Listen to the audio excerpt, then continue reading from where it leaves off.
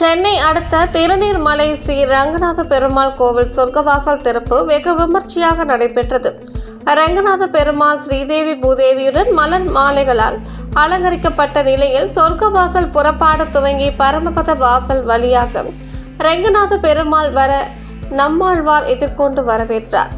இங்கு கோவில் பட்டாச்சாரியார்கள் உபயதாரர்கள் மட்டும் கலந்து கொண்டு வேத மந்திரங்கள் ஓத சொர்க்கவாசல் திறப்பு நடைபெற்றது.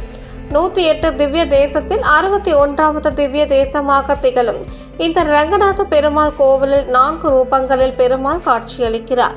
செங்கல்பட்டு, காஞ்சிபுரம், சென்னை உள்ளிட்ட சுற்றுவட்ட மாவட்டங்களை சேர்ந்த பெருமாள் பக்தர்கள் பரமபத வாசல் வழியாக சென்று பெருமாளை வழிபட்டனர். வைகுண்ட ஏகாதசியை முன்னிட்டு துணை மேயர் காமராஜ், முன்னாள் சட்டமன்ற உறுப்பினர் தன்சிங், செங்கல்பட்டு மாவட்ட இந்து அறநிலையத்துறை உதவி ஆணையாளர் லட்சுமிகாந்தன், பாரதிதாசம், சமூக ஆர்வலர் சத்யசீலன், பல்லாவரம் வினோத்குமார் மற்றும் பல்வேறு பகுதிகளில் இருந்து ஏராளமான பக்தர்கள் வரிசையில் நின்று காத்திருந்து ஸ்ரீ ரங்கநாத பெருமாளை தரிசித்து சென்றனர்.